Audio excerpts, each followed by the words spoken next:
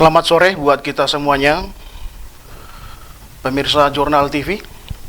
Sebelum kita mendengarkan kebenaran firman Tuhan yang menjadi makanan rohani di minggu hari ini, mari kita bersatu di dalam doa. Damai sejahtera dari Allah Bapa yang melampaui segala akal, itulah yang memelihara hati dan pikiranmu di dalam Kristus Yesus, Tuhan dan Juru Selamat kita. Amin. Shalom buat kita semuanya. Bapak Ibu yang terkasih, pemirsa Jurnal TV yang menyaksikan program Suara Jemaat pada minggu hari ini, kita akan membuka Alkitab kita. Firman Tuhan yang boleh menyapa kita di minggu hari ini, saya mengambilnya dari kitab Ulangan 16, ayatnya yang ke-13 sampai dengan ayatnya yang ke-17. Saya akan membacakannya buat kita semuanya. Beginilah bunyi firman Tuhan. Ayat 13. Hari Raya Pondok Daun haruslah kau rayakan 7 hari lamanya. Apabila engkau selesai mengumpulkan hasil tempat pengerikanmu dan tempat pemerasanmu, haruslah engkau bersukaria pada hari rayamu itu.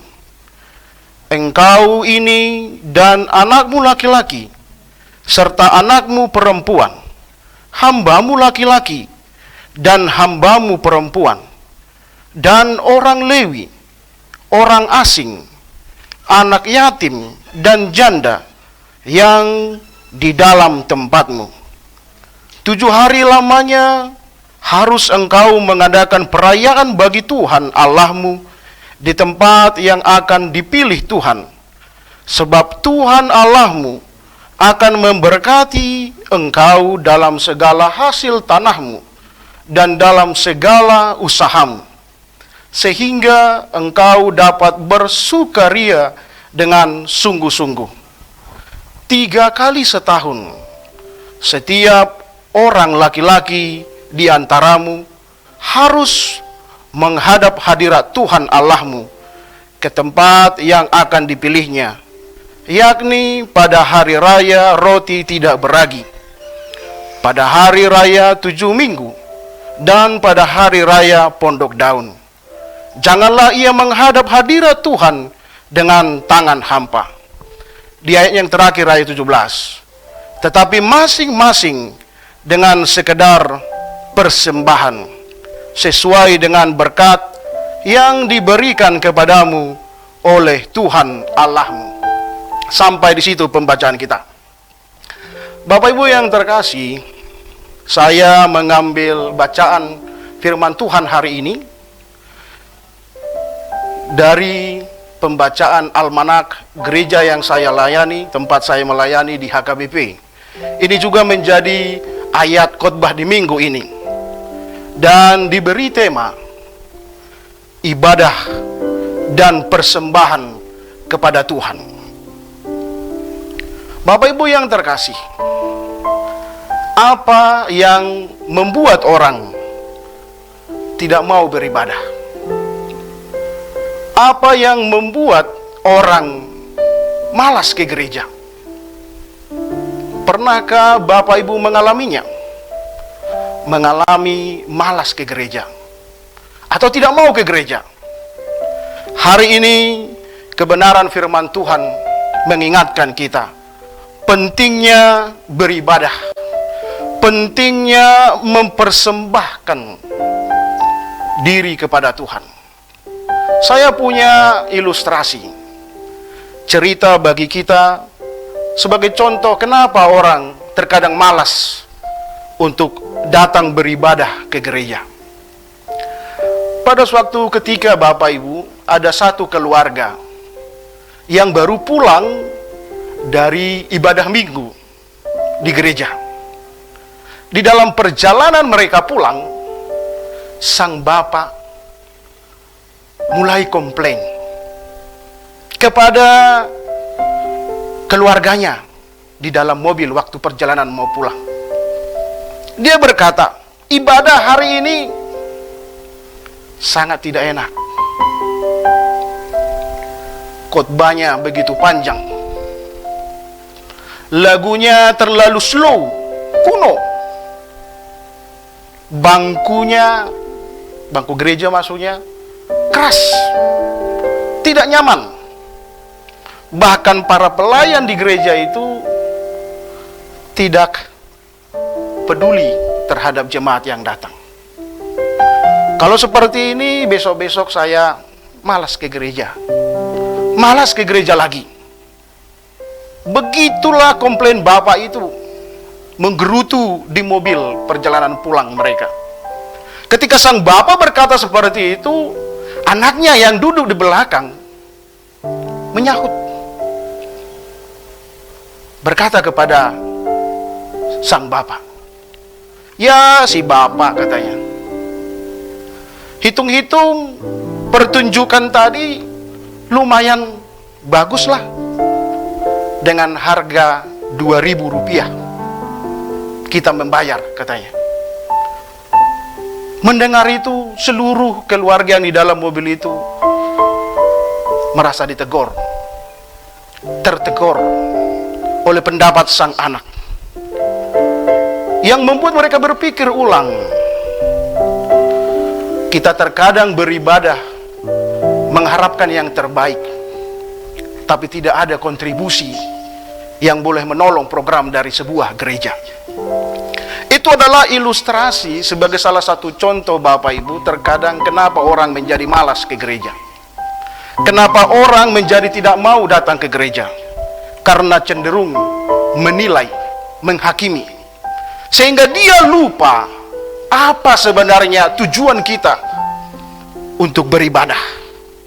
Tujuan kita untuk memberikan persembahan kepada Tuhan. Melalui kitab Ulangan, pasalnya yang ke-16, ayatnya yang ke-13 sampai dengan ayat 17 ini, firman Tuhan mau menyampaikan kepada kita, ada dua tujuan ibadah yang harus kita pahami, supaya kita mau beribadah, supaya kita tidak malas untuk beribadah. Yang pertama, tujuan kita beribadah. Satu, kita beribadah untuk mengalami perjumpaan dengan Tuhan. Tujuan kita beribadah untuk mengalami kehadiran Tuhan. Poin yang pertama ini saya ambil dari perikop firman Tuhan yang kita baca, yaitu dari ayat 13 sampai dengan ayatnya yang ke-15. Dikatakan di ayat 13 sampai dengan 15, hari raya Pondok Daun haruslah kau rayakan 7 hari lamanya. Hari raya Pondok Daun haruslah kau rayakan 7 hari lamanya. Ayat 13, 14, dan 15 adalah bercerita tentang perayaan Hari Raya Pondok Daun. Apa itu Hari Raya Pondok Daun? Hari Raya Pondok Daun adalah pesta panen. Pesta untuk mengenang bangsa Yahudi dibebaskan oleh Allah dari perbudakan di Mesir. Dan kalau orang Yahudi merayakan Hari Raya Pondok Daun, mereka akan mendirikan pondok. Bentuk pondok itu dia mempunyai 3 dinding, kiri, kanan, dan belakang. Dan atapnya terbuat dari batang pandan dan dedaunan. Setiap perayaan Hari Raya Pondok Daun, mereka akan mendirikan pondok untuk mengenang bagaimana mereka tinggal selama 40 tahun di padang gurun, dan Tuhan memelihara hidup mereka. Mereka harus merayakan itu. Bagaimana Tuhan menolong mereka, menyelamatkan, membebaskan mereka. Kalau begitu, bagaimana? Apa sangkut paut dari hari raya Pondok Daun dengan beribadah untuk mengalami kehadiran Tuhan? Ketika bangsa Yahudi mendirikan Pondok Daun, dan kita bertanya, untuk apa mereka mendirikan itu? Mereka akan berkata, kami mendirikan ini karena kami berharap akan ada tamu yang datang ke pondok kami ini. Orang Yahudi mengimani, ketika mereka merayakan hari raya Pondok Daun, mereka sedang menunggu 7 orang tamu. Siapa itu? Abraham, Ishak, Yakub, Musa, Harun. Yang keenam, Yosef dan Daud. Setiap mereka merayakan hari raya Pondok Daun, mereka ingin berjumpa dengan tamu yang mereka cintai. Makanya perjumpaan ini yang mau saya katakan, tujuan ibadah adalah untuk mengalami perjumpaan kehadiran Tuhan, untuk mengalami sebuah kehadiran dari Tuhan. Sebagaimana orang Yahudi merindukan perjumpaan dengan 7 orang tamu mereka, sehingga Tuhan mengatakan kepada mereka, engkau harus merayakan hari raya Pondok Daun, hari di mana engkau akan berjumpa dengan orang yang engkau sembah, orang yang engkau puji, orang yang engkau senangi. Bagi kita orang Kristen itu juga sama. Tujuan ibadah adalah untuk kita boleh mengalami perjumpaan dengan Tuhan. Tujuan ibadah untuk mengalami kehadiran Tuhan, bukan untuk menghakimi. Seperti Bapak tadi bersama dengan keluarganya ketika pulang dari gereja di cerita saya. Bukan untuk menilai ketika kita beribadah. Beribadah, poin yang pertama yang mau saya bagikan melalui perikop ini adalah bagaimana kita punya kerinduan untuk mengalami perjumpaan dengan Tuhan, mengalami kehadiran Tuhan di dalam kehidupan kita. Ini poin yang pertama.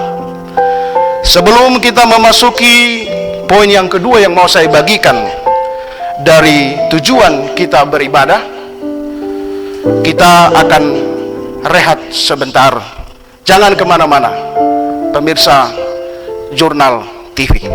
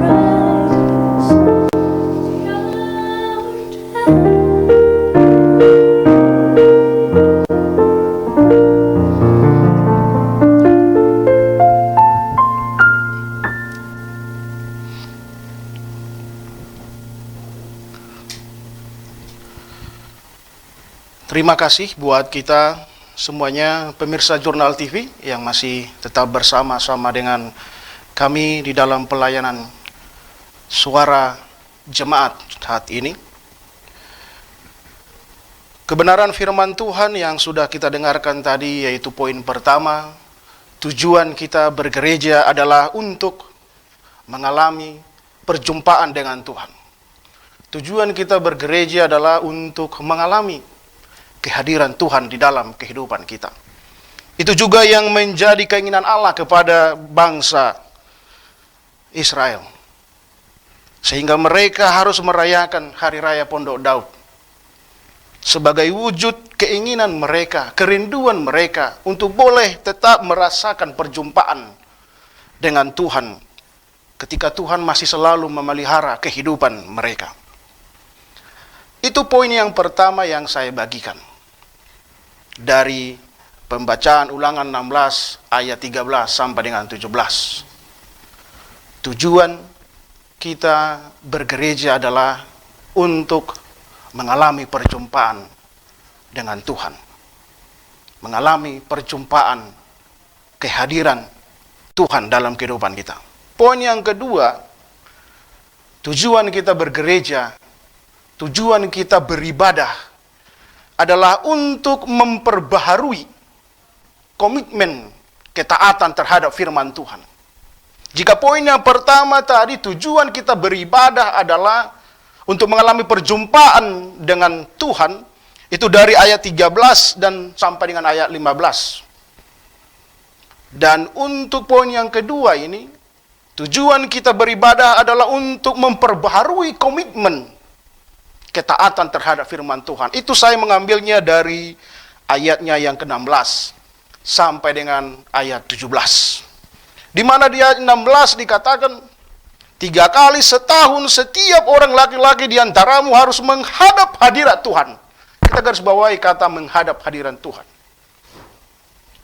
Allah menginginkan bangsa yang Dia pilih, bangsa Israel, umat Yahudi, untuk datang menghadap hadirat-Nya. Ketika mereka datang ke hadirat Tuhan, dikatakan di kalimat selanjutnya, jangan tidak membawa apa-apa. Tiap kali setahun, setiap orang laki-laki di antaramu harus menghadap hadirat Tuhan Allahmu ke tempat yang akan dipilihnya. Tetapi masing-masing dengan membawa persembahan sesuai dengan berkat yang diberikan kepada umatnya. Dari 2 ayat inilah saya membahasakan bahwa tujuan beribadah adalah untuk memperbaharui komitmen ketaatan terhadap firman Tuhan. Sebagaimana Allah juga menginginkan bangsa pilihannya untuk selalu datang menghadap kepada Dia, membawa persembahan sebagai gambaran bahwa mereka taat kepada Allah.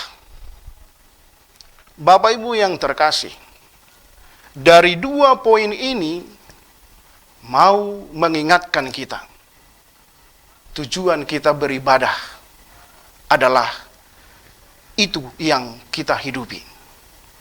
Bukan dari seperti contoh ilustrasi yang saya ceritakan tadi di awal khotbah. Ada orang pergi beribadah untuk menilai, menjadi penilai. Orang beribadah untuk menghakimi. Sehingga kalau itu dasar kita, kita akan malas untuk beribadah. Tidak mau beribadah. Karena kita beribadah untuk Tuhan. Kita beribadah bukan untuk diri kita sendiri.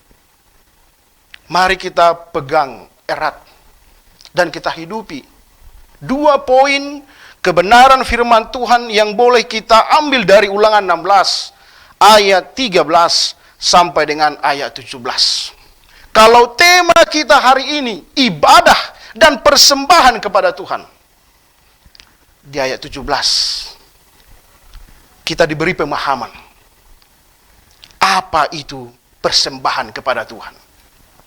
Saya bacakan buat kita ayat 17. tetapi masing-masing dengan sekedar persembahan. Jangan datang kepada Tuhan dengan tangan hampa. Datanglah sesuai dengan berkat yang diberikan kepadamu oleh Tuhan. Ini arti persembahan. Ketika kita memberi persembahan kepada Tuhan, bawalah persembahanmu dengan sekedar. Apa arti membawa persembahan dengan sekedar? Ketika kita memberikan persembahan kepada Tuhan, kita tidak pernah dipaksa. Tetapi ketika kita membawa persembahan kepada Tuhan, berikanlah dengan jujur. Itu yang dikatakan sesuai dengan berkat yang diberikan kepadamu. Memberikan persembahan tidak sama dengan memberikan sumbangan. Memberikan persembahan adalah sebagai wujud komitmen ketaatan kita kepada Tuhan. Adalah sebagai wujud bahwa kita mau diperbaharui hari lepas hari, minggu lepas minggu. Itu makna persembahan. Jikalau tema kita hari ini ibadah dan persembahan kepada Tuhan. Saya tadi sudah menjelaskan tujuan ibadah melalui perikop ini ada dua. Yang pertama, yaitu untuk mengalami perjumpaan dengan Tuhan. Untuk mengalami kehadiran Tuhan. Dari ayat 13 dan sampai ayat 15. Saya membahasakannya. Poin yang kedua, tujuan kita beribadah adalah untuk memperbaharui komitmen ketaatan kita terhadap firman Tuhan. Ketika kita datang beribadah, ketika kita datang memuji Tuhan, rasakanlah selalu kehadiran Tuhan. Dan rindukanlah pembaharuan dalam hidupmu. Untuk selalu memberikan arah yang baik dalam menjalani kehidupanmu hari lepas hari. Bapak Ibu yang terkasih, di zaman saat ini, pada saat kita atau dunia ini menghadapi virus COVID-19, kita tidak beribadah di gereja Tuhan. Kita beribadah di rumah masing-masing. Kalau Bapak Ibu beribadah di rumah, jangan lupa memberikan persembahan. Meskipun tidak beribadah di gereja. Ada orang beribadah tapi tidak memberikan persembahan. Hari ini firman Tuhan mengatakan, jika engkau beribadah, jangan lupa memberikan persembahan. Karena ibadah dan persembahan adalah satu. Atau jangan sebaliknya. Ada orang memberikan persembahan tapi tidak beribadah. Karena dia malu nanti dikatakan tidak beribadah. Kedua hal ini perlu kita imani. Janganlah kita beribadah tapi tidak memberikan persembahan. Atau sebaliknya, jangan kita memberikan persembahan tetapi tidak beribadah. Meskipun kita tidak dapat saat ini untuk memuji Tuhan di rumahnya, beribadahlah di rumah. Dan perbaharui ketaatanmu kepada firman Tuhan dengan memberikan persembahan kepada Tuhan. Memberikan persembahan itu dengan sekedarnya. Tidak soal masalah banyak atau sedikit, tapi jujurlah terhadap berkat Tuhan yang engkau terima, yang engkau nikmati dari Tuhan. Kita akan kembali setelah yang satu ini.